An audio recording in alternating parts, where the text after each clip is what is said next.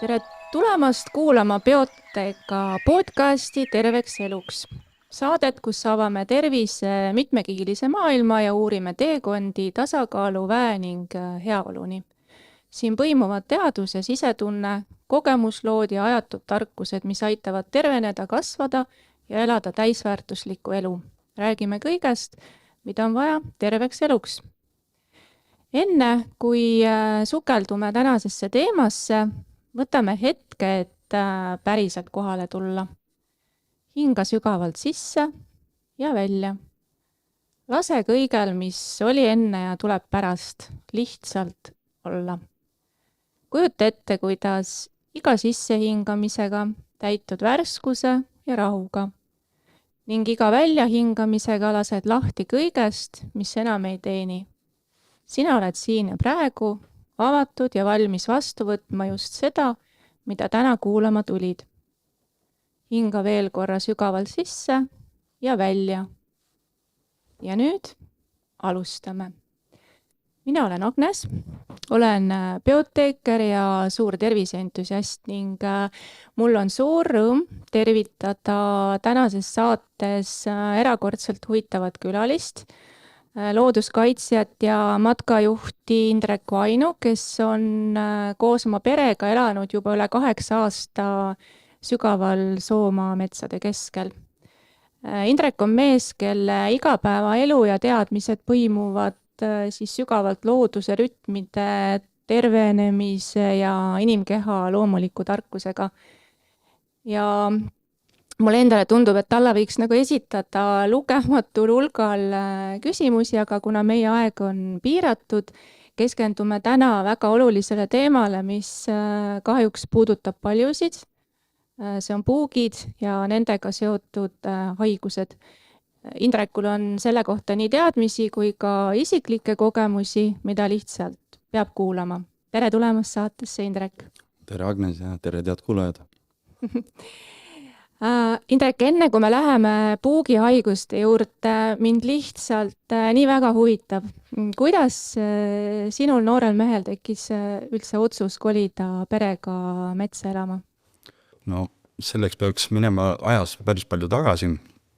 See juhtus umbes samal ajal, praegu on siis aprill 2025, samal ajal aprillis 19 aastat tagasi oli niimoodi, et läksime matkama ja Soomaale. Ja Soomaal ikka sõidetakse kanuuga mööda jõgesi, käiakse metsas rabas. Ja siis kusagil selle kanuumatka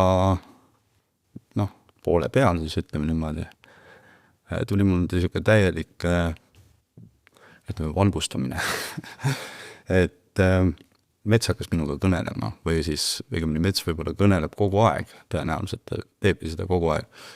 Ma hakkasin metsa kuulma ja metsal oli hästi lihtne sõnum mulle, tule siia. Ja see oli midagi nii võimsat, et ma ühel hetkel, kui matka oli läbi ja ma olin juba koju läinud, siis ma hakkasin kaartide pealt vaatama, et kus ma siis matkasin. Ja läksin mõne aja pärast siis tagasi nendesse piirkondadesse ja hakkasin seda metsa otsima, kes minuga rääkis. Ja siis lõpuks ma jõudsin ühte kohta, kus tee sai otsa, olin käinud seal päris mitmes kohas ja tee sai otsa enam kuhugi sõita polnud, tulin autost välja ja võtsin suuna jõe poole siis läbi metsa. Ja see oli niisugune väike aas või niit ja läksin üle selle ja siis jõudsin metsa ja kui ma metsa sisse astusin, siis ma tundsin, et okei, et siin on midagi väga kodust. Ja siis ma läksin sealt läbi metsa, jõudsin jõe äärde ja siis kui ma jõe äärde jõudsin, siis see oli kõik nii ilus. Tõesti fantastiline elamus, et kui keegi see kuulaja paneb silmad kinni ja kujutab ette mingit tõesti ilusat looduskeskkonda. Siis täpselt selline see oligi. Väike paistis, jõgi voolas, putukad lendasid, linnud laulsid, väga ilus mets oli ümberringi. Ma võtsin ennast paljaks, hüppasin jõkke. Ja kui ma jõest välja tulin, siis ma vaatasin kõiki neid puid ja seda loodust enda ümber. Ma sain aru, et ma olen kodus.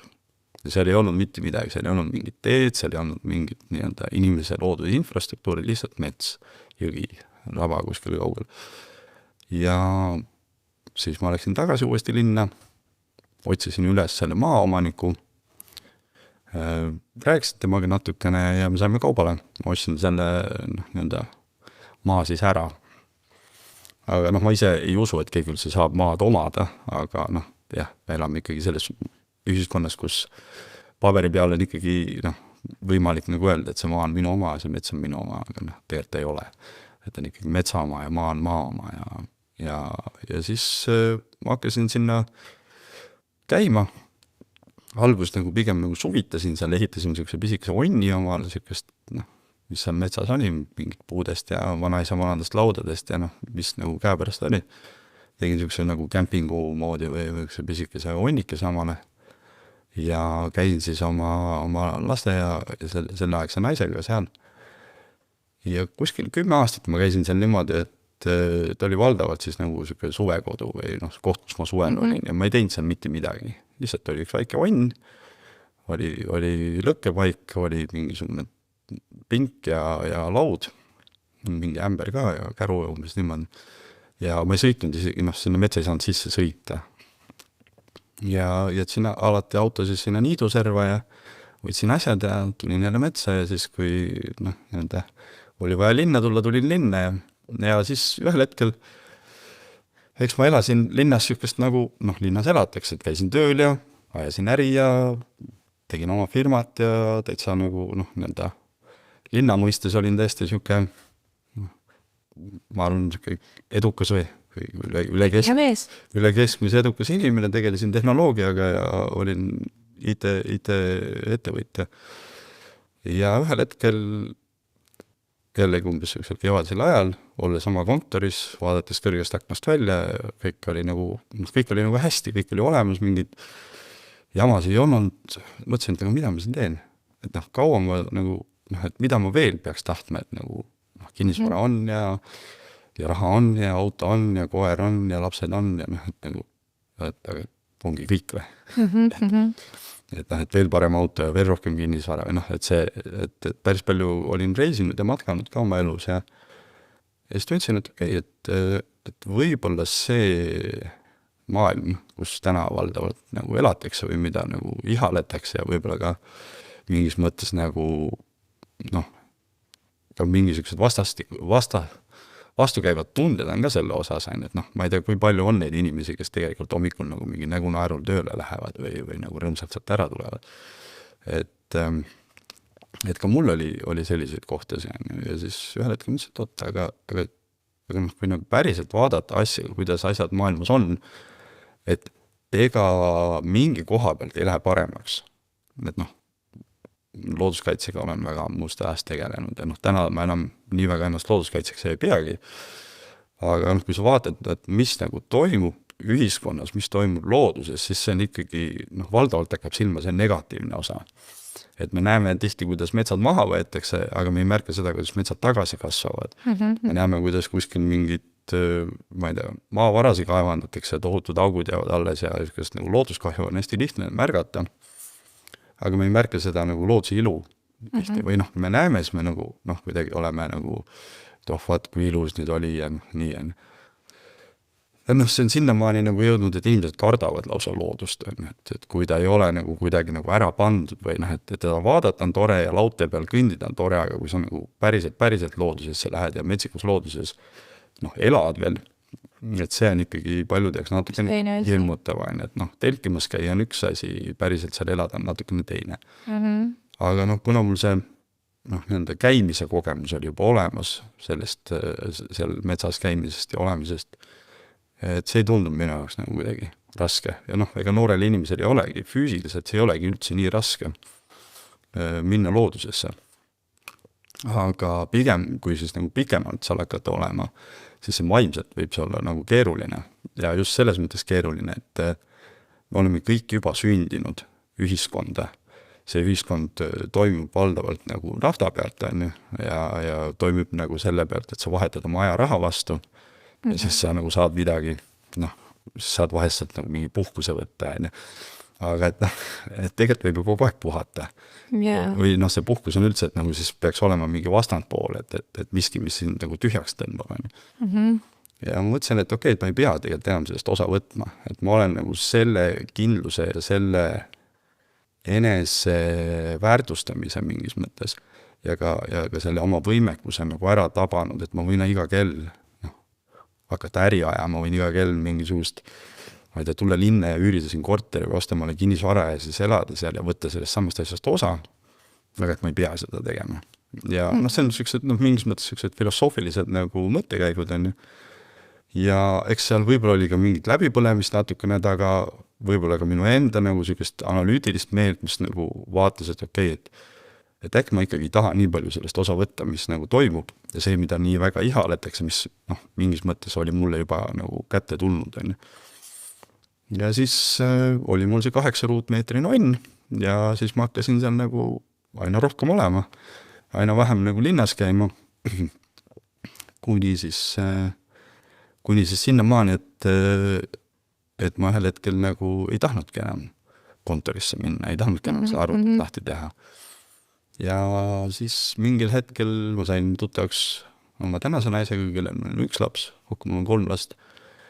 Ja tema oli nagu põhimõtteliselt terve elu nagu oodanud või otsinud meest, kes tahaks metsas elada. ja sellises loomulikus ja lihtsas keskkonnas nagu olla ja väärtustas väga kõrgelt puhast loodust, puhast toitu, sellist nende lihtsalt elamist, oma toidu kasvatamist ja kõike seda. Ja siis nii see läkski, et hakkasime seal koos elama, alguses oli meil linnas ka veel nii-öelda korter, aga ühel hetkel saime aru, et okei, et ma olen kogu aeg olema ikkagi metsas ja aasta ringi, et siis pole seda lihtsalt niimoodi vaja. Ja väga äge, et sa tegid nagu selle südame soovi teoks. Paljud jäävadki kuidagi nagu sellesse mingisuguses mõttesse kinni, et nad tunnevad, et nad ei ole tegelikult rahul ja õnnelikud, aga siis ei tea, mida nad tahavad või ei julge siis tavaliselt teha. See ikkagi jääb selle julguse ja selle taha kinni, et tegelikult see ei ole nii raske, see tundmatus, see nii-öelda hüppamine on ainult sel hetkel, et kui see tundmatu päriselt olevikus kätte jõuab, siis ta on kõige loomulikum. Aga muidu ma saan sinust väga hästi aru, kui sa kirjeldasid siin seda Soomaa kogemust. Minu enda esivanemad on muide Soomaalt pärit ja eelmine aasta tegime samamoodi selle kanuumatka ja see oli absoluutselt kindlasti aasta kogemus või mitte veel pikemas ajalõikes nagu rääkides. Aga tead, nüüd me ikkagi peame nüüd siit liikuma selle tänase teema juurde, milleks on siis puugid. Ja ma tean, et sul on nendega päris palju olnud isiklikku kokkupuudet. Paraku seda juhtub, jah. Just, ma osalesin sinu loengul ka, kus sa rääkisid nendest väga pikalt ja põhjalikult ja mulle väga meeldis ja siis mul tekkiski kohe nagu see mõte, et sa pead tulema siia meie podcasti. Sul on, ja nii, aga räägi, kui palju sa oma kogemustest siis puukidega oled kokku puutunud? Kui ma nüüd hakkasin mõtlema, et siis kuskil esimene puuk oli, ma arvan, kuskil 10-12 aastaselt ja see on huvitav, et ma mäletan nagu hästi selgelt, kuidas ma olin oma vanemate ja vist oli tädi, võib-olla vanaema oligi, olime seal kuidagi ja siis kõik olid väga ümestunud, et vaata, näe, lapsel puuk, et kus sa nüüd küll käisid ja tegelikult ma kogu oma lapsepõlve lippasin kuskil randades ja metsades ringi.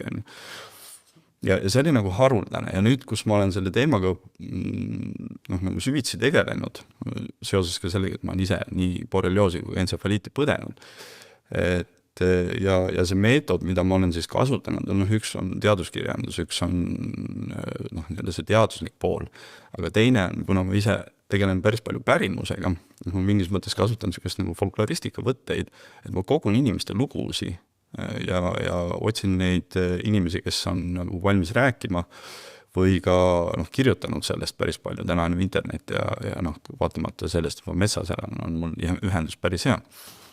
Siis ma hakkasin alguses noor tugev mees on ju, mingi väike puuk, mis teeb on ju, ja ta ei teegi võib-olla midagi. Sul jääb selline mulje, mul ei ole isegi minu arust mitte kunagi seda tüüpilist borrelioosi laiku olnud, mille järgi siis nagu tavapärane diagnostika käib, on, et kas sul on laik, kas sul on veres mingisugused antikehad või nii-öelda näitajad, mis siis ütled, et kas sul on nii-öelda värske borrelioos või värske haigus või on sul see mingisugune pikaajalised näidud, on. Ja ma arvasin, et mis seal ikka, on.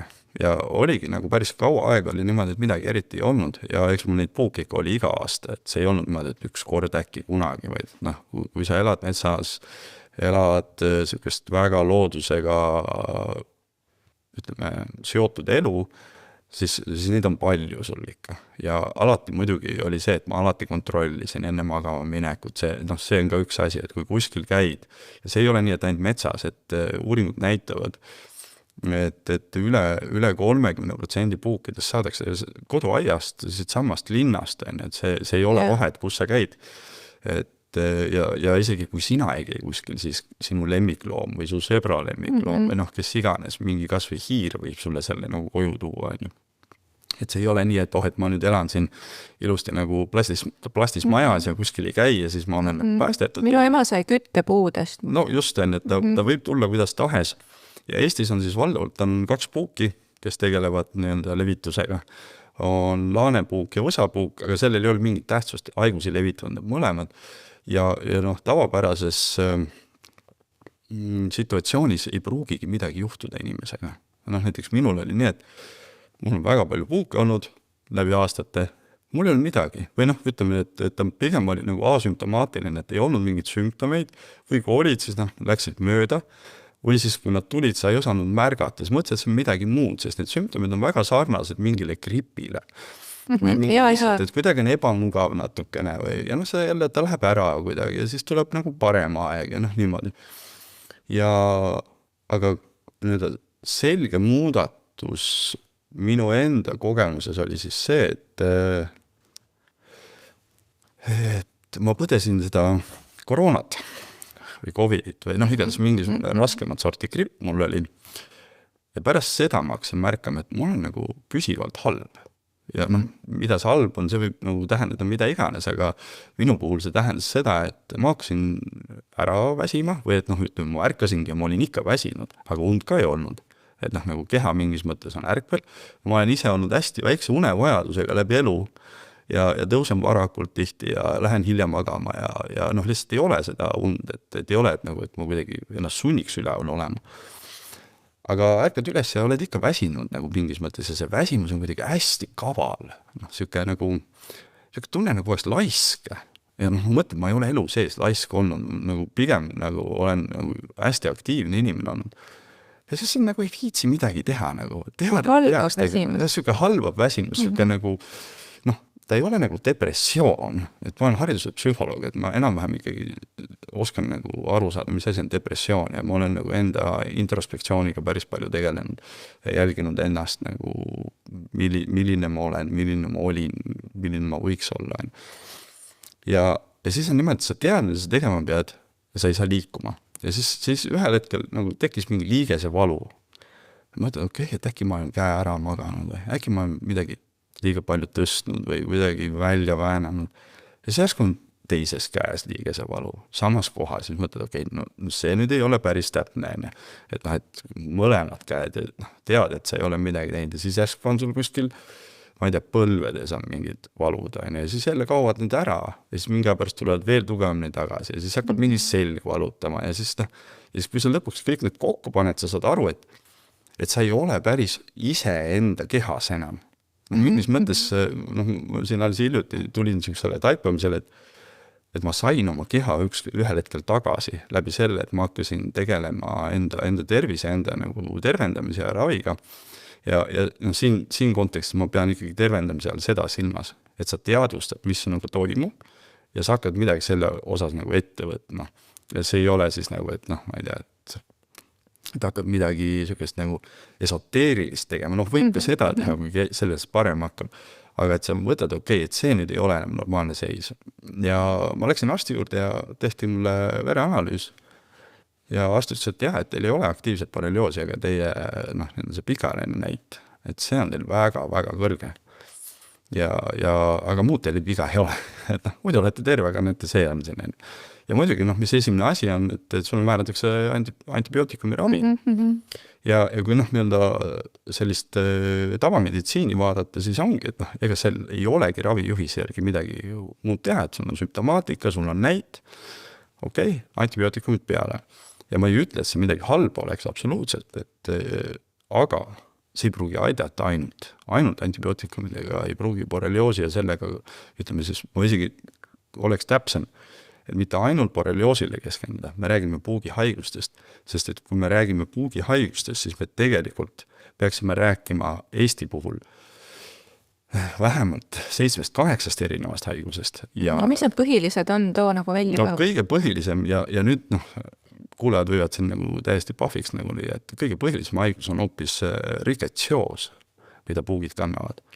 Ja kuna kuulanud ka ausalla. Pole kuulnudki just, aga teadusuuringud siin 2020 võib-olla mõni kuulaja mäletab, tehti üle-eestiliselt, koguti mitme aasta vältel puuke, et kes on leidnud, kes on saanud, saatke meile ja see Tervise Arengu Instituut oli see, kes seda uuringut läbi viis, sinna saadeti 10 000 puuke ja sellest analüüsi läks seal vist üle 3500 puugi. Ja kõige enim kandsid siis need puugid, kes koguti, kandsidki see riketsioos'i. Riketsioosiga nüüd niimoodi, et enamus juhtudel riketsioos on asümptomaatiline. Inimene ei tea, et tal see on. Või kui tal see on, siis see on nagu kas üsna õrnalt. Ja need sümptomid on nagu midagi sükest, et pea valutas natukene oli palavik, siit oli natuke ebamugav. Ja inimesed ei tea seda, et neil see on. No siis järgmine bakter, kes haiguse tekitab, mis on see kurikuulus, on borrelioos. Ja siis on parasiidid, terve hulk parasiite on babesioos, erhilioos, anaplasmoos. Ja isegi, siin ei ole, teadus ei ole seda kinnitanud, aga ongi süke asi nagu Bartonella, mida saadakse näiteks kirpudelt või saadakse kassi küünistamise tulemusena, et ta on ka üsna levinud, ja siis on see entsefaliit, millest on hästi palju juttu, mis ongi hirmus haigus ja otseselt ravi puudub, tegu on viirusega, aga selles samas Eesti läbiviidud uuringus oli niimoodi, et selle entsefaliit oli mõnel puugil, et mõni puuk ainult kandis seda. See hästi spetsiifiline viirus on, aga kui ta ikkagi nagu tööle hakkab inimeses, siis võib olla laastav. Halvatused, kõrged palavikud, meningiidid, asjad, et kuni surmani välja, et oleneb inimese ju muudest seisunditest ka, et kõik inimesed on erinevad. Ma küsin lihtsalt, et ütleme, et kui sul on nüüd see entsefaliit, siis see on kindel selline haiglamats, et see ei ole, mida sa saad kodus ise. No jällegi, sõltub inimesest, aga pigem oleks mõistlik haiglasse minna või vähemalt arsti juurde, sest et meningiit, mis sellest tekkida võib, ei ole midagi sükest, mida sa kuskil taimetee ja toidulisanditega ära ravid, et inimesed on, mu enda tutvusringkonnas inimesed on õppinud uuesti käima, inimesed on õppinud uuesti liikuma, käsi liigutama ja mõnel on nagu püsivad kahjustused, ma ei tea, näohalvastused, mingid igavesed valud kuskil, et see võib olla päris nagu karm asi. Et ja täna on siis põhi soovitus on ennast vaktsineerida, et igaüks ise teab, kas ja kuidas on, aga kui entsefaliidist rääkida, siis jah, puht selle koha pealt, kui vaadata statistiliselt, et siis selle koha pealt entsefaliidi saamise võimalus on madal, aga see on nagu lotoga, et piisab ühest korrast, et võita ja risk on. Aga sa rääkisid nüüd, kuidas sa nagu tundsid ise, aga lihtsalt hästi kiirelt mine üle nende sümptomite ka, mis nagu ütleme, et kui sa tunned nii, siis sa võiksid kahtlustada ka puuki. Et mis need sümptomid on? See täiesti tavaline asi on see, et seesama, et enamus puuke kannavad mingit haigustekitajat ja selles samas uuringust tuli ka välja, et üle 60% puukidest kannavad vähemalt ühte või mitut haigustekitajat, et see risk on päris suur, aga teistpidi jällegi enamus haigeid ei tea, et nad on puugid põhjustatud haiguses, et selline paradoks mingis mõttes on. Ja need kõige levinumad sümptomid ongi just seesama, see väsimus, jõuetus, motivatsiooni puudumine, palavik, mis ei pruugi üldse kõrge olla. Vahetult näiteks, kui sul tekib koheselt peale puugi hammustust, see kohe ka muidugi arsti juurde, kohe hakata võtma mingeid ravimeid või mingisuguseid teesi või kohene ravi on alati edukas, aga selline tihti vaadatakse sellest mööda, sest et see võivad täiesti tavaliselt sellised gripisümptomid olla, ja liigesevalud, seedehäired, stiilis näiteks, et sa ärkad hommikul üles ja sa pead jooksma vetsu, et see tähendab, sul on tegelikult midagi nagu sees sassis, võivad olla hingamishäired, need samad löövad võivad tekkida, see hästi selge on see borrelioosi ring, mis tekib siuke, aga võivad olla ka teistsugused naha, igasugused, pannakse kreemi peale, pannakse liigestele mingid kreemi peale. Ma võiks öelda... See lööve on siis pigem nagu selles kohas või see võib tulla... See võib ka mujale tulla, see võib ka olla niimoodi, et sul on hammustus olnud ühes kohas, mida sa mäletad hammustust. Ja see lööve võib tekkida ka teise kohta, seal võib olla näiteks nahk võib kuidagi kuiv olla või kuidagi kärnas või ei parane ära, siis on teada, et enamus nahahaigused, nahk on kõige suurem organ ja enamus nahahaigused ei ole nahahaigused, vaid nad lihtsalt avalduvad nahal, sest keha üritab nendest toksiinidest või nendest mürkidest või nende haigusest vabaneda läbi selle, et ta eritab selle kuhugi. Enamasti siis uriini kaudu välja või higi kaudu välja või kagad selle välja. Aga ka nahk on üks see koht, kuhu see lööb. Ja kui see on pikaajaliselt kestnud, siis muidugi tore oleks, me täna elame sellises ühiskonnas, kus anna mulle see üks tablett. Ma viitsin võtta, aga muuga ei viitsi tegeleda. Aga kui sa ikkagi oled pikaajaliselt väsinud, pikaajaliselt valudes ja need sümptomid tulevad uuesti, kaovad ära, tulevad uuesti, püsivad ja lõpuks inimene on ju niimoodi üles ehitatud evolutsiooniliselt. Sa harjud ära, sa oledki siuke äkki ma olengi siuke, ma olen see kogu aeg olnud. Ei, siin ongi see koht, et võtke oma keha tagasi endale, et ei pea seda andma mingitele väikestele paharettidele. Jah, et sa võta tagasi oma keha ja see hakkab sellest, et sa teadvustad, et sa oled teinud otsuse, et okei, et ma enam ei ole sellega nõus ja nüüd ma hakkan enda tervendamisega tegelema. Sest see on ainuke asi, mida saab teha, on see, et see on sinu otsus. Sest et keegi teine sind ei tule päästma, keegi teine ei tule sinu valu. Arst on ka sinu otsus, minna arsti juurde, minna internetti, uurida, teadvustada oma sümptomeid. Siin võib ju veel rääkida, et igasugused liigesevaegused, igasugused sellised kõhrevalud, sellised mingid imelikud valud, mis kuhugi, ma ei tea, selga tulevad. Südamerütmihäired. Südamerütmihäired on ka üks tunnus, liigeste naksumine, kaelakangus, sellised igasugused rindkerevalud, lihasvalud, närvivalud.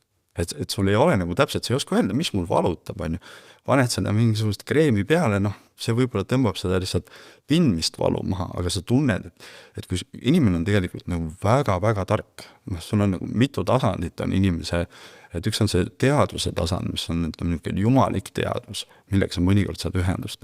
Siis on sinu see mõtlemise tasand, kus sa analüüsid ja teed ratsionaalseid otsuseid ja siis sul on keha tasand ja su keha teab, istugi ühes asendis pikalt, su keha ütleb, et kuule, aitab kahva, keha teab väga hästi, ma ei tea, lõikad keha tervendab ennast ise ära ja teeb sinna kärna peale ja varsti on jälle korras, et keha teab, kuidas need asjad käivad. Aga ta ei räägi nii, et me kuuleme seda oma kõrvadega, vaid ta räägib sinu sees. Ja kui sa märkad endas mingisugust kahtlust, see on hästi õrn hääl, mis tuleb sinu seest, ütleb, et nüüd miski asi ei klapi. Siis tasuks hakata tegelema. Sest et need asjad võivad olla sellised väga paljude teiste haiguste sarnased. ja ta võib väga pikalt olla sul, see ei ole nii, et sul eile oli puuk ja homme on nagu paha, vaid sul võis see puuk olla 5 aastat tagasi, sul see puuk võis olla 10 aastat tagasi ka. ja siis ta aktiveerub. Ja ta aktiveerub infektsiooni mõju nagu sulle, eks. Just, et see võib olla, ja väga palju, just pärast seda nii-öelda Covidit, väga paljud inimesed on väga haiged ja igasuguseid toredaid vandenõuteooriaid ja ei välistati, et kõik on tõesed, aga pigem maailm on alati seletatav. Ka need täiesti imepärased ja veidrad juhtumised, mis on nagu nii müstilised, need kõik seletatavad, me lihtsalt ei oma seda teadmist või teadus ei oma seda teadmist. Ja ikkagi näiteks see sama koha pealt sa ei vii neid otse sinna kokku, aga kui sa hakkad mõtlema, hakkad tunnetama ennast, siis sa päris hästi hakkad võib-olla kuulma enda sees seda, mis ütleb, et aga äkki on nii. Ja tihti on just see, et inimesed käivad imekohtades, imeasju panevad omale peale ja sisse. Ja tegelikult ma tõin oma loengus selle lihtsa näite, et kes on Dr. House'i vaadanud, et seal tavaliselt need House'i, need väiksed käsilased seal ravivad, ma ei tea, juba katku ja ma ei tea, mida kõik on, ja siis tuleb House ütleb, et võtke aspiriini. Lahendus on võib-olla lihtsalt arvadeks. Ja aga nüüd me jõuamegi niimoodi sujuvalt siis sinna, et mida siis teha, Indrek? Et oma loengus sa jagasid need etapid hästi toredasti 4 ossa, oli detox, bio, kile lõhkumine, ravi ja järeltoetus. Et väga sügavuti me siin minna ei jõua, aga räägi nendest etappidest niimoodi üldisemalt, et mingis mõttes, kuna ma arst ei ole, aga mingisugused toimetulekumehhanisme ma saan ju luua, süstematiseerida neid asju, et jah, et kui on nüüd nagu mingisugune kahtlus, tasuks uurima, kas või see sama vereanalüüs on kõige lihtsam teha. Ja see nii-öelda psüühiline muudatus, et sa võtad vastutuse enda eest, sa võtad vastutuse sellest, et sa nii-öelda hakkad ennast ravima, hakkad ennast korda tegema ja teadvustad seda olukorda ja hakkad uurima, et mis see võib olla. Ei saa öelda, et internet ei ole. Meil on kõigil ikkagi ligipääs internetile tänapäeval. Et internet on paksult täis. Meil on isegi tehisintellekt. Kui ise otsida ei jaksa, siis küsi siis selle tehisintellekti, kes kasvaja. Aga mis see toimetuleku protokoll, ma nüüd nimetan seda toimetuleku protokolliks, on siis see, et kui sa oled jõudnud sinna, siis esimene asi oleks hakata tegelema enda toidu üle, mida sa sööd, et hakata välistama kõike seda jampsi, mis meil tegelikult keha nõrgestab, et alates alkoholid asjad kõik ära jätta, võimalikult madalaks viia igasugused suhkrutarbimised, igasugused kahtlased joogid, mida me sisse joome, igasugused rafineeritud, poolvalmis fabrikaadid, kõik siuke, mis ühesõnaga põletiku vastane toitumine, sest see vist tähendabki seda, et su keha on kogu aeg põletikus. Just, ja ka hambad tuleb üle vaadata, ka hambaraviga hakata tegelema. Et võib-olla see esimene osa ongi selles, et viia see, mis võiks põletiku tekitada minimaalseks, et sa enam ei anna seda kütust juurde põletikule. Et hakata oma holistiline lähenemine kogu sellele kehale, et sul on hambad korras, toit on korras ja siis hakata tegelema selle puhastamisega või detoxiga, nagu tänapäeval nimetatakse. Ja selle puhastamise mõte on see, et kui su kehas on need toksiinid, need haigustekitajad ja kui sa neid ühel hetkel hakkad siis ka nagu hävitama ja välja ajama endast, et su keha ei läheks traumasse, et su keha suudaks seda teha. Ja see on nagu mingisugune keha ettevalmistamine raviks. Ja see põletiku vähendamine, puhastusteede lahti tegemine, et sul on neerudel, maksal, sapil, kõigel on võimekus hakata välja viima sinust asju, et võib-olla isegi mõnel juhul, ma ei tea, tuleks igasugustest meikidest asjadest ja mingitest toredatest kreemikestest ja puhastuskoorimistest asjadest nagu loobuda, et su nahk saaks ka nagu hingata, et ta saaks väljutada endast. ja noh, muidugi immuunsussüsteemi tugevdamine, et noh, igasuguseid lisaaineid on täna nagu lõputult, pluss noh, e-poed ja värgid kõik töötavad, et enda tervisesse investeerimine ei ole nagu noh, ütleme, kulutatud raha, vaid see on investeeritud, see on puhtalt sinu heaolusse pandud asi. Ja kui rääkida sellest detoksimisest, et neid mehhanisme on ju palju, aga noh, ma enda loengus ka toon esialgu välja nagu need kõige lihtsamad asjad, noh, see puhas toit, hästi palju rohelist, kui on võimalik korjata, praegu on kevad, minge loodusesse, korjake seda naati, korjake seda nõgesti, korjake seda niimoodi, et tegin nüüd kausikese. Võilille juur, väga võimas puhastusvahend, takk ja juur, et noh, ja mis meil kodus on endal olemas, on ju aktiivsüsi, saab teha igasuguseid soolavett, saab igasugust soodavett teha, sidrunid, piprad, noh, need kõik sellised nagu, ma ei tea, sellerid, petersellid, takjad, kurkumid, maarjaohakad, nõgesed, klorellad, salvei, noh, see on lihtsalt põhimõtteliselt enamus inimesel on midagi kapis on olemas, on linaseemned, väga võimas, noh, lihtsalt poest osta tavalist linaseemneid ise ära jahvatada ja omal putrude sisse või kuhugi toidu sisse panna. Või lihtsalt veega, kuidas mina teen, et segan lihtsalt veega ja joon. Jah, et tasub, mina ise soovitan jahvatada, et sa saad, noh, keha omastab seda lihtsamini ja siis, noh, igasugused savid, näiteks bentoniitsavi, siis on see inglise keeles see diatonema earth, siis igasugused ränid, et noh, need on kõik siuke lihtne asi, ma ei tea, sojalecitiin, võib-olla toidulisandest on see nakk, näiteks NAC, et väga hästi aitab, aga osadele ta tuleb jällegi doosi vaadata, et osadele ta võib ka mõjuda nagu alguses raskemalt, et kõikide nende asjadega on see, et alustada pigem nagu tagasihoidlikult ja vaadata, kuidas su keha reageerib ja mitte võtta niimoodi, et noh, ma ei tea, nüüd lähed poodi, ostad omal 20 erinevat asja ja siis hakkad seda kõike korraga sisse ajama, siis läheb see keha samamoodi šokki, keha läheb nagu raskustesse.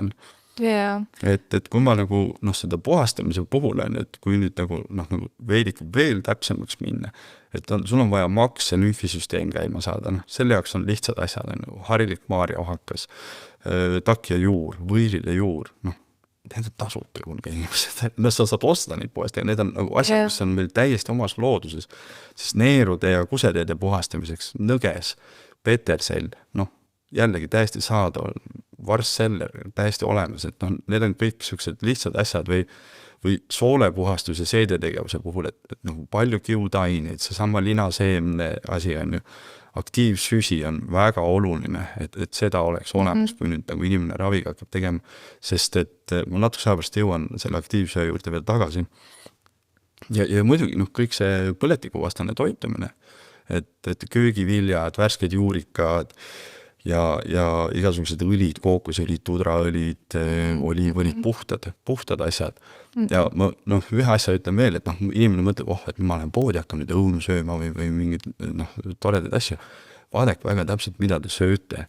Et kui on ikkagi talv või noh, praegu kevad ja sa lähed poodi, siis need õunad näevad välja nagu otse internetis prinditud, et noh, nagu täiesti perfektsed asjad. Mõelge korra, kuidas nad ikka veel on perfektsed? Ja mul oli hiljuti väga huvitav kogemus selline, kus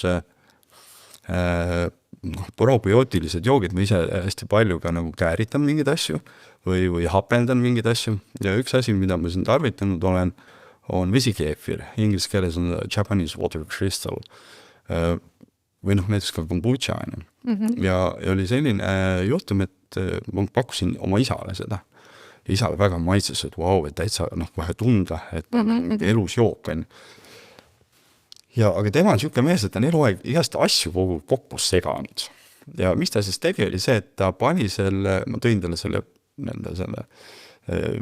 vesikeefiri aluse, millest ta siis hakkas omale jooki tegema. Ja siis üks päev helistab, mul ütleb, et kuule, et mingi jama on sellele, et kas sul on ka siuke jama olnud, et see on nagu mingi imelikult maitseb ja nagu täitsa nagu surnud on. Ja ta oli siis nagu, ta on nagu 2 korda kääritud, eks on eelkääritus ja siis teine kääritus, järelkääritus, kus talle tekib nagu väike vurts sisse ja sinna saab igasugused maitseaineid või ingverit või mida keegi paneb, on ju.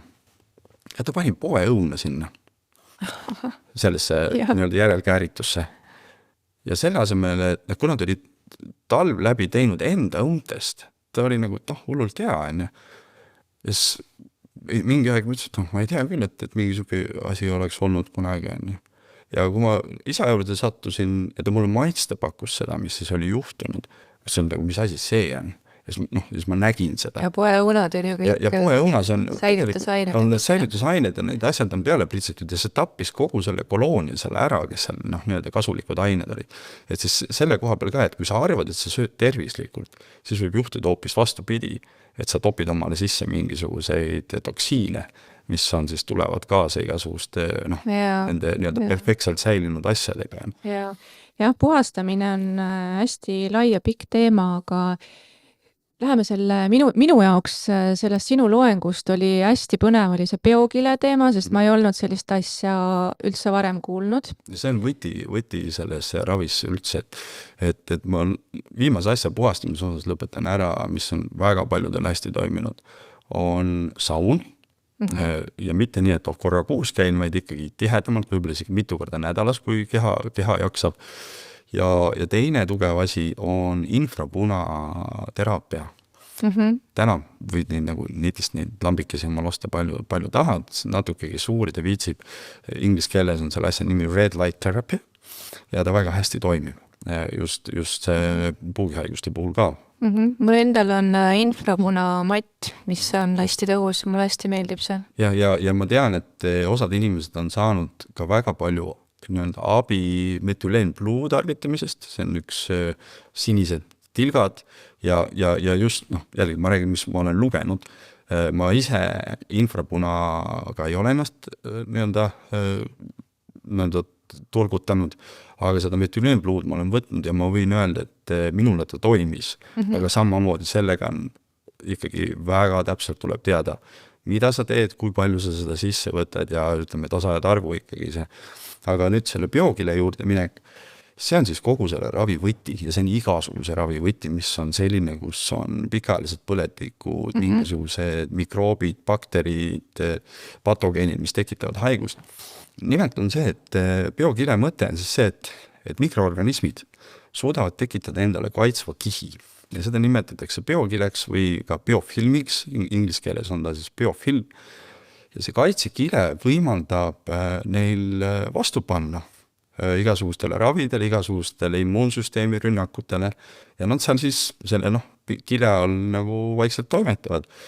Et nüüd nad saavad keerulistes tingimustes ja keerulistes kohtades rahulikult toimetada ja tekitada neid põletiku just see näiteks liigeste puhul minna sinna kuhugi kõhrete vahele, kus on siuke, ütleme niuke hall ala, et ei ole päris kont, ei ole päris lihas, ei ole päris mingisugune veresoonkond, vaid on midagi siukest vahepealset. Ja siis sealt need valud tegelikult tulevad, sest see koloonia asub seal. Ja biokile puhul on siis selline, inimesed tihti on kuulnud resistentsetest bakteritest. Tihti see resistentsus just seisnibki selles biokiles, et mitte ei ole mingisugused, on ka olemas nii-öelda mingisugused muteerunud patogeene, aga enamasti see resistentsus väljendub selles, et need patogeenid suudavad selle biokile moodustada ja borrelioos kindlasti seda suudab teha, see on nagu teaduslikult tõestatud.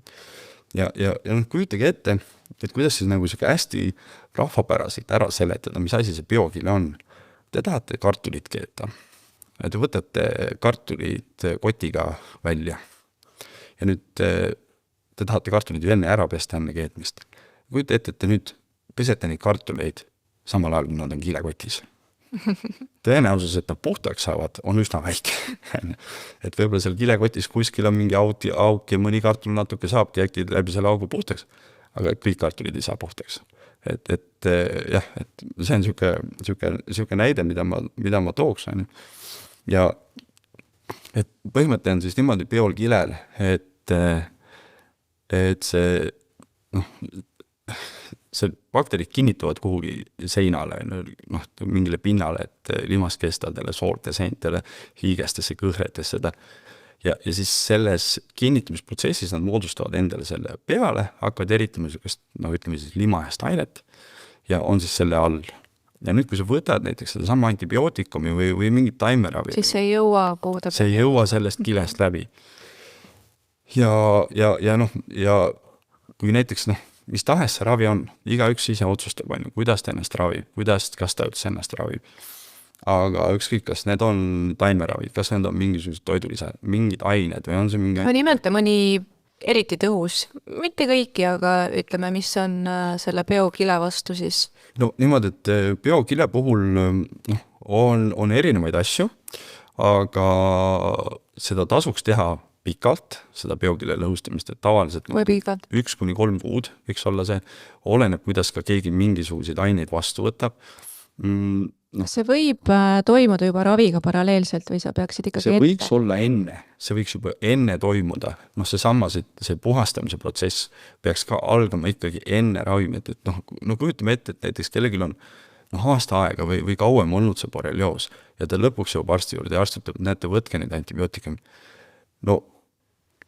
Kas on vahet, kas sa lükkad natukene edasi seda, et oleneb muidugi sümptomitest alati, ma ei ütle, et lükake edasi, aga et sa saad võtta selle, et sa muudad kardinaalselt oma toitumist, sa hakkad tegema puhastama ja see biokilega. Ja mis on kõige levinumad, jällegi, mis otse kapis saaks võtta, oleks küüslauk, nelk, pune, oregano, siis on must pähkel ehk see juglans nigra, seda ka toidulisandina olemas on. Ja mis minu enda jaoks leidsin kõige paremini toimiv oli see tsistus, öeldakse ka kiviroos selle kohta, Vahemere taim. Tal on tõesti väga palju omadusi, et kui kirjutada inglise keeles või ladina keeles on ta ka nimi tsistus, C-I-S-T-U-S, siis ma märkasin mõne päevaga, et minus toimus muudatusi. Tegid sa teed sellega? Ma tegin teed sellest, jah, aga sellest saab ka ekstrakti teha, seda on kapslitena. Ja siis näiteks ensüümidest, mida saab pulbri kujul osta, on ka serapeptaas, on selline asi, lümbrokinaas ja natokinaas ja jälle inimeste enda kogemusest, kes inimesed on jaganud, on see natokinaas on väga hästi toiminud. Ja need on kõik hästi spetsiifilised ensüümid, et nad parandavad vereringet või verevoolavust või lagundavad fibriini biokiledes, et neil on hästi spetsiifiline toiming, tegu on siis põhimõtteliselt sünteetiliste ainetega või siis on ta ekstraktitud millestki ja hästi rafineeritud, aga toimivad, aga kui rääkida taimedest siin ütleme toimetulekus või sellises taimeravis, et seesama mainitud tsistus, siis sellel on väga tugev antioksidantne toime, ta on Vahemere maades on aastatuhandeid tuntud, tal on biokilet lõhustav toime, viirusevastane toime, ta toetab immuunsussüsteemi tugevalt ja igasuguste põletike infektsioonide mahasurumiseks või tervendamiseks on ta väga hea, et see, mis aga see ei ole jälle niimoodi, et tegin omale tassiteed, nüüd on kõik korras, nüüd ma olen päästnud. Et järjepidev peab olema. Kõikide nende, ütleme, taimsete ravimite või selliste toetavate asjadega, see järjepidevus on see võti, et sa ei ole nii, et ma juba jõin. Näiteks see sama tsistuse puhul soovitus on 3 tõmmist sellest teha ja töötada jällegi, mitte et sa paned jälle mingisugune 2 liitrit omale kulinal sisse, vaid et sa töötad selle, järk-järgult tõstad seda kogust. Ja see on kõikide asjadega, et su keha mis võib juhtuda, et paljud jällegi võib-olla seda ka ei ole kuulnud, on selline asi nagu Herxheimeri reaktsioon. Nimetatakse ka Herxiks, lihtsalt H-E-R-X, võite guugeldada.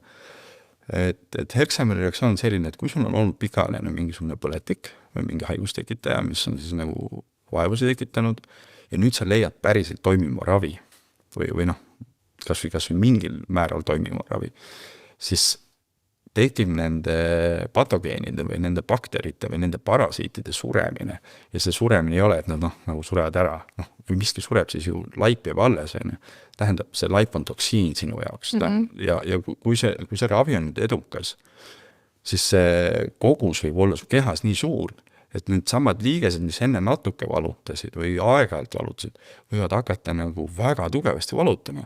Ja sa mõtled, oi, asi läks hullemaks, ei toimi, jätad pooleli. Tegelikult on õigem siis, jällegi, mis mina enda puhul avastasin, oli see, et ma sain aru sellest ja ma jällegi vaatlesin oma keha ja sain aru, et see, mis see valu nagu, mis tuli, et see ei olnud päris see valu.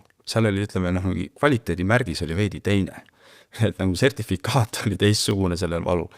Ja mõtlesin, okei, et kuna ma olin lugenud Herxheimerist, ma teadsin, mida see tähendab. Ma vähendasin see tekkis mul esimest korda tugevalt selle tsistuse teega. Vähendasid kogust? Vähendasin kogust, tõmbasin nagu, panin nagu, ma ei tea, 2 supilusikatäie asemel 1 supilusikatäie nagu poole liitri vee kohta. Ja ta tõmbas tagasi mõne päevaga ja samal ajal võtsin ka aktiivsütt ja klorellat ja spiruliinat ja mida kõike, mul oli tehtud mingisugune segu. Tõssin seda oma detoksi ainete hulka, et ühte ravina toimivat asja vähendasin ja detoksiina toimivaid asju suurendasin ja muidugi hakkasin kõvasti rohkem vett jooma, et ka võti siin on see, et see kõik käiksuks läbi, et käid saunas, higistad, võib-olla teed mõõdukalt sporti, kui suudad, võtad palju vett sisse, et nagu see puhastus toimib. Aga kui rääkida veel sihukestest taimedest ja need on nüüd niimoodi, et ma panin kokku selle nimekirja, ütleme umbes 7 taimest, mis on siis rahvusvaheliselt levinud, mis on ka tuntud, mis on ka stiilis võtta internet lahti ja telli, ja tõenäoliselt on TFS on mõnda neist olemas, mis on nagu inimesed on öelnud, et toimib ja mis ka teadusuuringud näitavad, et toimib. Et ma käin kiiresti nad üle, et üks on siis seesama Cistus incanus, inglise keeles ka rock rose, siis paikali kilpjalg või siis paikali kurereha, inglise keeles tuntud nime all skullcap või Chinese skullcap ja jällegi tugev põletikuvastane antibakteriaalne toime on. Siis kryptolepis, ma eestikeelset nime ei teagi, pole leidnud, aga inglise keeles on ta Canayan quinine, mu hääldus, vabandust, aga siis on, võiks siis öelda, et mingi Kana quinine, et on Kesk-Aafrika siuke taim, mille juurt tarvitatakse ja see juur näeb väga Eesti võilide juure moodi välja. Ja see on nüüd siuke taim ka, mis on väidetavalt 100% jällegi teaduskirjanduse põhjal, on tapnud nagu in vitro borrelioosi tekitaja ära. Et teiste puhul on need protsendid väiksemad olnud, siis see on nagu katseklaasi tingimustes. Need taimed, mida sa praegu nimetad, need on siis borrelioosi nagu see ravifaas? No mingis mõttes küll ravi, aga see ei ole ainult borrelioos. Tegelikult see ei ole ainult borrelioos, et on need teistel haigustekitajatel ka mõju ja see on ka ju ka teised haigused, mis on nagu patogeensed, bakteritest või parasiitidest tekitatud ka neile mõju, et siis on päris tuntud on see must pähkel või black walnut, Juglans nigra, et tema ta on Ameerika taim, on antiparasiitne ja seene ja bakterivastane toime jällegi, ja aitab ka soolestikku puhastada, et tihti need asjad ei ole nii, et sul on ainult üks haigus. Nad moodustavad selliseid sünergiaid väga negatiivses mõttes ja sellepärast need sümptomid ka, siis on nagu kellel, kus rohkem nagu see valutasend hakkab nagu tekkima või see haigussümptomid. Siis on selline taim, mis ka Eestis kasvaks, mitte et ta oleks nagu siin põlisliigina, vaid aga, et teda tulnukliigina saab siin kasvatada, on 1-aastane puju, Artemisia annua ja samamoodi, et kui keegi nagu guugeldab, et Artemisia tinktuurid on päris levinud nagu, et inglise keeles on ta sweet wormwood ja wormwood viitab sellele, mis meie Eestis on koirohi, et siis nagu magus koirohi, et kui koirohi on kibe, et siis see 1-aastane puju, et teda peaks saama Eestis kasvatada ja ta isegi mingites, ma ei tea, kas aedades või kuskil võib ka niimoodi kasvada. ja see on juba tuntud nagu viirusevastane ja malaariavastane asi, samamoodi see krüptolepsist. Et üldse see raviomadus tuli sellest, hakati kunagi uurima sellepärast, et Aafrika põlisrahvad kasutasid seda malaaria raviks ja siis avastati.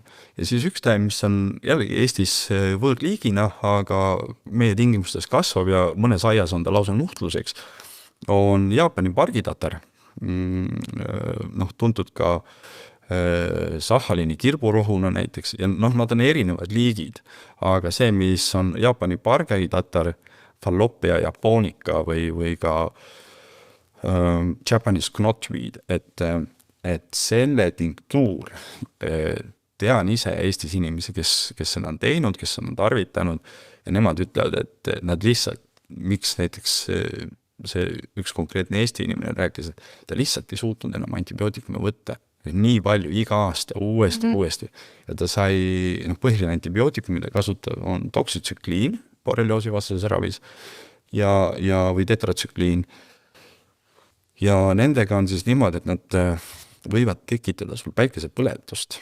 Kujuta ette, suvisel ajal ikkagi valdavalt on see, hakkad seda antibiootikumi võtma, järgmisel hetkel lähed randa päevitama, sul nahk põleb. Ütleme niimoodi on. Ja lisaks on ka tuntud kassiküüs, väga antimikroobne ja immuunsüsteemi toetav, et Ungaria tomentosa, et selle tinktuuri paljud teavad, või ka see paotarkosipelgopukoor, et nendel kõigil on nagu põletiku alla suruv, või põletiku siis nagu hävitav toime. Kui pikalt nüüd siis ravifaas võiks kesta? Ma usun, et paljudele kuulajatele see ei meeldi, aga kuid on see asi. Ja tihti tuleb neid vahendeid ka vahetada, sest mõnda asja ei tohi väga pikalt võtta. Aga mitut taime, ütleme, sa võid võtta samaaegselt, et kas ongi nagu hea, et sa kombineerid pigem, ja siis aeg-ajalt vahetad? Näiteks minu enda raviplaan on siis selline, et on see detox alguses on ju päris põhjalik on ju, või see puhastamise osa ja seda ma nagu jätkan, nüüd juba nagu palju väiksemas koguses on ju, siis oli see biokile lõhustamine, mis tähendas seda, et põletiku allavõtmine, et näiteks Eesti nendest asjadest, mida ka ma ise olen kasutanud, habesamblik ja siin mul on täiesti siuke nagu põlisrahva viis selle jaoks, et ma olin päris tugevas põletikus mingi vahe ja ma sain aru, et ma enam ei suuda antibiootikumi võtta, et see oli ajutine lahendus ainult. Ja ma pöördusin metsa poole, küsisin metsa käest, et okei, et mul on halb, et mets ole hea, aita mind. Ja nii nagu see asi ikka on, et kui pärismaalased küsid, et aga kus sa tead, et seda taime on vaja võtta, siis mulle mets näitas lihtsalt. Mulle näitas ta habesamblikku nagu nägemuses. Ja ma hakkasin seda võtma, mul oli seda korjatud naisega ja tema oli sellest tinktuuri teinud, mina ei teadnud sellest tinktuurist midagi, et see ongi see nagu mitmekihiline reaalsus, et ma olen haige ja mul on tegelikult ravim on nagu põletik ja mul on riiulis olemas, aga ma ei tea sellest midagi. Ja kui ma selle nagu nägemuse sain, et habesamblik on ju, mu naine lihtsalt võttis riiulist, et siin ta on. Ja hakkasin tarvitama ja mul läks nagu väga kiiresti, läks palju paremaks. Ja muidugi ma hakkasin uurima, et mis see on siis, mis on. Ja see habesamblik on usnea ladina keeles. Ja ta on, usnea on usiinhape, usnea acid on selline asi. Ja teda ei saa teeks keeta, ta ei ole vesi lahustuv, vaid ta on siis piirituse sees. Temast saab tinktuuri teha. Ja tegu on loodusliku antibiootikum, mis on aastasadu, võib-olla kauemgi teada olnud. Et näiteks kui veel Eesti neid taimi tuua või Eestis leiduvaid, et parasiitide vastu aitab kukeseen, täitsa rahvaravist tuntud on see sama pune või oregano õli, et paned punet, topsi ja õli peale ja siis tambid. Aga sellega ka, et mõnel võivad tekkida sellest nagu palju tugevamad nagu reaktsioonid. Siis on teeleht, nii tavaline suur teeleht kui ka süstjast teeleht või süstlehine teeleht ja see on nüüd Eesti teadlased, et on tõesti Eestis on teadlasi, kes teevad tänuväärset tööd ja otsivad nagu ravimeid meie enda loodusest ja nüüd need teelehed on täiesti tõestatud teaduslikult, et kes vähegi kuskil uudistelehtedel on käinud, leiab üles selle uurimisgrupi, kes siis nagu avastas, et vau, et see teeleht on meie oma, tegelikult on ta ka nagu võõrliik, aga ammu siia sattunud, on ju. Aga nii-öelda jällegi igal pool leidu, on ju, et see ja teine asi on madaralised või hobumadar näiteks, mis on tõestatud, või ka aeduniohakas. Jällegi pole raske selgeks õppida, millised need on, natukene uurida ja vaadata, kuidas neid kasutada, aga muidugi ka igasugused tüümianid, salveid, linnurohud, pujud, koirohud, koriandrid, kortslehed, mesi, köömned, need on kõik on nagu... Aga Indrek, mul kohe, kui ma kuulan kõike seda juttu, et et need on antibakteriaalsed taimed ja antiviiruste vastased ja kõik, mis juhtub meie selle mikrobiomiga, et kas me peaks siis paralleelselt võtma ka probiootikume või kuidas sellega? Probiootik on siuke lihtne lahendus, et see on kindlasti on üks osa sellest nagu oma mikrobiomi korda tegemine ka, sest ju igasugused parasiidid ründavad ka ju seda.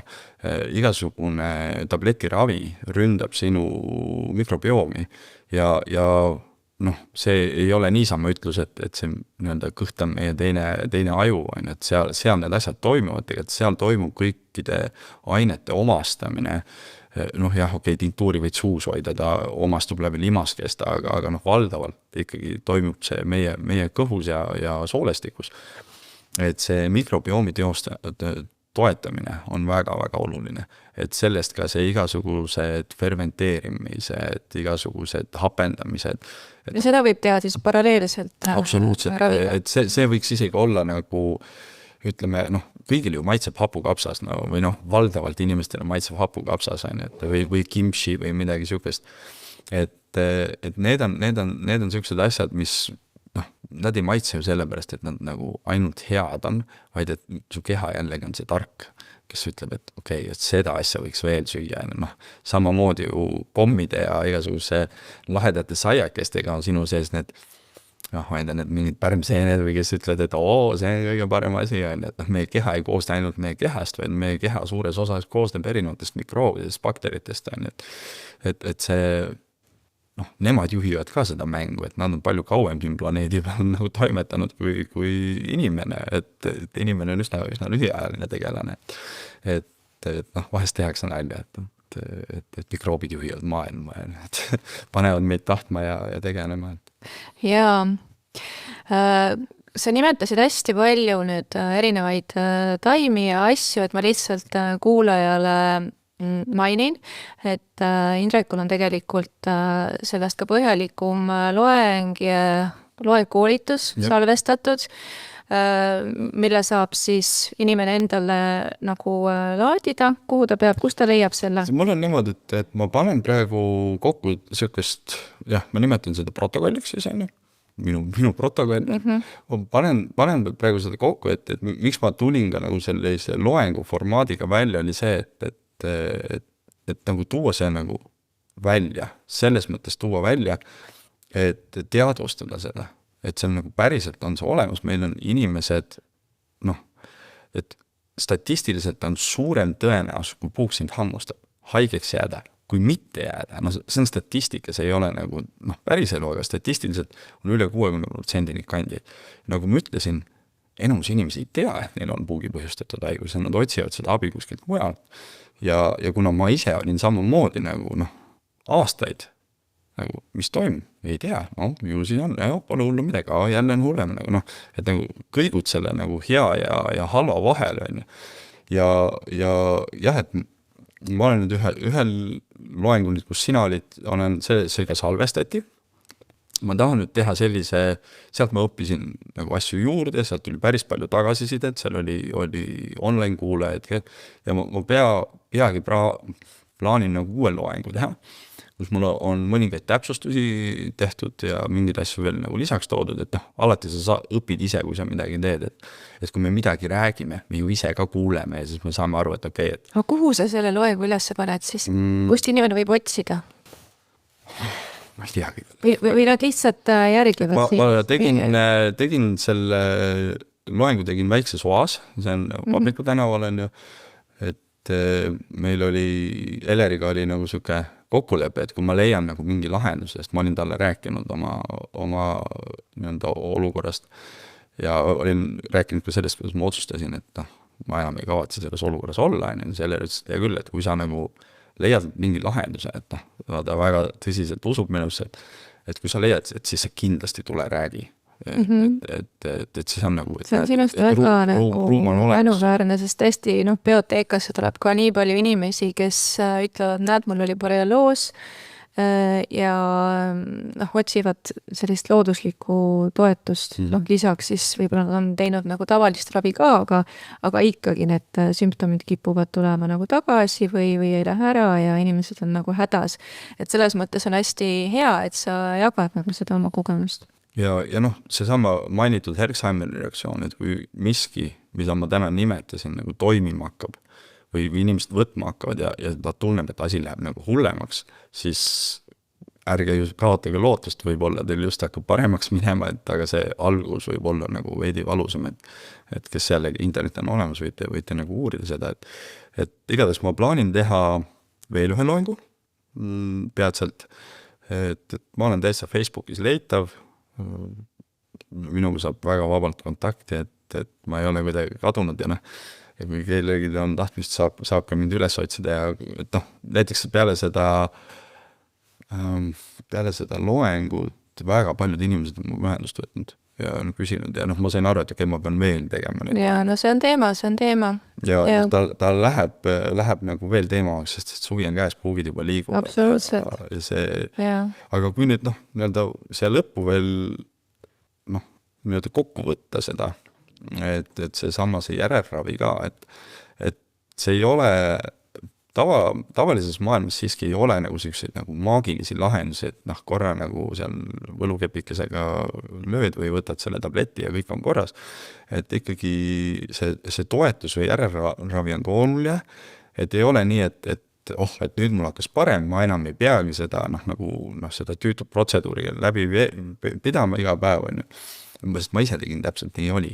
Jällegi, õpid ju ainult nii-öelda päriselt õpid nagu ikkagi enda kogemuse pealt ja mul ühel hetkel oli nagu mega hea, nagu mitte unustad ära, pole olnudki, mis asja, millest te räägite, olevik on ju see, mis on tõeline, ja jätsin rahulikult kõik asjad ära, mitte midagi ei võtnud enam, ütlesin, okei, et ju siis on, okei, jah, läks mõned nädalad mööda, sain aru, et päris nii ei ole, et sa jätkad ikkagi seda, nii-öelda tervislikku eluviisi, seda puhast toitumist, kui sul vähegi võimalik, kasvata oma toitu kas või ise, või söö orgaaniliselt, söö nagu puhtad asju, viska see jama, mida meile nii kergesti nagu pakutakse igal pool, viska sama elust välja, sul ei ole seda tegelikult vaja, ta on ainult nagu selle, sa toidad tegelikult seda parasiiti endas nende asjadega, mis on nagu, tunduvad nii head ja nii nagu toredad ja võib-olla isegi nii kallid, aga seda ei ole vaja. Ja näiteks paljud asjad on ka olnud, lähevad lõpuks nagu närvipõletikudesse või neurootilised probleemid tekivad, et siis tänapäeval on ju levinud igasugused lõvilakad, korallnarmikud, mustad pässikud, tšaga, kordiseps, kuldjuur, need on kõik nagu toetavad sind. Ja muidugi see nii-öelda neeru ja maksatöö toetamine, puhta vee joomine, et sa ei ole nii, et võtsin küll selle lonksu vette, aga nüüd panen 2 tassi kohvi peale, aitab küll, ei, et kusjuures kui kohv on isegi teatud tingimustel täiesti näidustatud, kui sa ikkagi ei saa oma päeva käima, siis kohvi on ka päris tugev antioksidant, ta ei ole ainult halb, aga ta mõjub nagu stimulant, et see võib jällegi nagu mujale, ta tekitab adrenaliini ja tal on nagu oma negatiivsed küljed ka, et sellest nii-öelda borrelioosi tekitatud laisvusest jutumärkides ei tule ainult nagu kannuga kohvi juues välja, et seal peab ikkagi muud asjad ka olema. Aga see taimne toit valdavalt, osad on ka seda taime lihatoitu teinud, mis mulle tuleb praegu selle dieedi nimi, meil ketodieet, et näiteks ka seda on ju, aga jällegi, mis lihad me te sööte, et noh, arvates, et nagu mingisugune vorstikene kuskil poes on nagu liha, siis või kelle liha või kuidas seda liha teha, et see, et noh, igat moodi toetada oma, olla liikuv, olla, noh, et ei pea loodust vältima, sul on see borrelioos või see puugid on igal pool, et see ei pea, et nüüd ma enam metsa ei lähe või noh, et noh, jabur oleks, ma ütleks, et okei, nüüd ma nende puugide pärast enam metsas ei elame. Ei, et noh, nemad on ka, et see, me oleme kõik ju üks looduse osa ja me oleme, noh, isegi kui me ei tunne, et me oleme loodusega ühenduses, me tegelikult oleme kogu aeg loodusega ühenduses ja noh, kui minna sellisest natukene esoteerilisemaks, siis puuk on ka nagu mingis mõttes, noh, kui ma vaatan, noh, ma ei saa olla ta peale pahane, ta on minule väga palju õpetanud nagu ennast kuulama, õpetanud nagu ennast vaatlema, õpetanud seda ümbritsevat nagu aru saama, mis toimub, mis on see põhjus, mis on see tagajärg, kuidas ma nagu enda eest hoolitsen, mida ma enda sisse panen, mida ma söön, ja millised taimed meie ümber on, sest et noh, taimeravi ja see on ju kõige vanem, noh, see on nagu siis, kui me olime puu otsas, kui me üldse ei olnud mingisugused inimesed, juba siis, kui sa vaatad, loomad väga hästi teavad, millist taime süüa, millist mitte süüa, kui neil on mingi häda, nad võtavad seda. Me ise tunneme ka seda tõmmet mõnikord, noh, ma ei tea, keegi jalutab metsas, mina vähemalt olen tundnud korduvalt seda, sa näed mingit taime, et seda peaks sööma. Ja noh, kuna mul see pärimuse huvi on olnud, ma lugesin näiteks, et põlisrahvastikes on täitsa tavaline, kes on metsarahvad, et nad söövad 100–250 erinevat nagu taimset, noh, mingisugust taimi või mingid pungasi või mingid lehti või mingid juurikaid ja nad ei söö neid üldse suurtes kogustes, nad saavad sealt mikrotoitained ja kui sa noh, päriselt nagu noh, nende nii-öelda loodusrahvaste juurde lähed, mitte need, kes on juba nii-öelda kuidagi ära tsiviliseeritud, vaid need, kes päriselt on seal looduses, neil on kõik on nagu hambad on korras, nad on nagu õnnelikud, rõõmsad, keegi ei ole kuidagi nagu noh, nagu katski, on õnnelikud inimesed on. Ja see ongi meie nagu normaalne seisund, olla nagu õnnelik, olla nagu rõõmus, olla nagu heas tervislikus seisundis, olla toonuses nagu, et see kõik see muu, see mure ja jama, see on kuskilt nagu, noh, me oleme ise võtame selle endale vastu, et kohe, kui see ka, noh, võib-olla see mõne inimese puhul tähendab ka kogu elustiili muutust, noh, nagu minu enda puhul, et jah, ma läksin metsa siis, kui ma ei olnud nagu kuidagi noh, ei kannatanud nagu kuidagi, vaid et noh, lihtsalt ma tundsin seda tõmmet, aga võib-olla see mõne inimese jaoks ongi just see koht, et okei, et see nii-öelda linnalik või tsiviliseeritud elu on mind rohkem haigemaks teinud kui see elu, mida ma näiteks tahaks looduses, et see sama, mis me siin alustasime seda juttu, et inimesed noh, nagu tunnevad, et nad tahavad ja nad võib-olla ei tee, võib-olla just see ongi see sisemine hääl, see sinu enda keha, kes ütleb, et kuule, et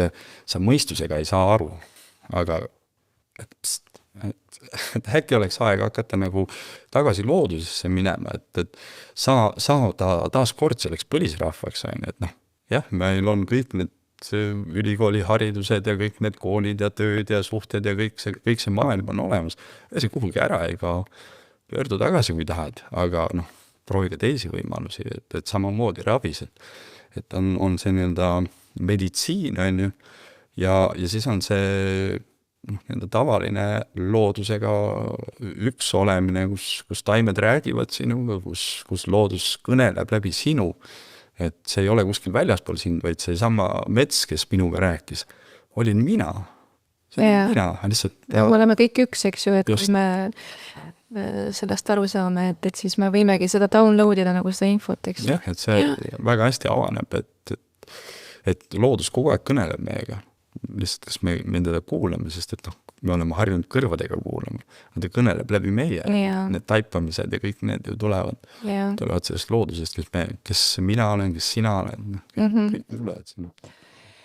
Aitäh, Indrek, et sa tulid saatesse ja jagasid meiega oma teadmisi, kogemusi, tõesti hästi põnev. Ja kuigi meil läks täiesti üle aja, ma arvan, et see oli väärt seda, sest sellest tõesti sai nagu väga tummine ja hea ja inforikas kuulamine. Ja aitäh sulle, hea kuulaja, et sa olid meiega. Kui saade pakkus sulle väärtuslikke mõtteid, siis jaga kindlasti sõbraga ka, kellele see võiks kasuks tulla. Jälgi meid sotsiaalmeedias @bioteeka.ee ning liitu meie uudiskirjaga, et olla kursis siis uute saadete, terviseteemade ja pakkumistega. Hoia keha ja meel tasakaalus ja kohtume taas. Imelist kevadet! Kõike head teile! Kõike head!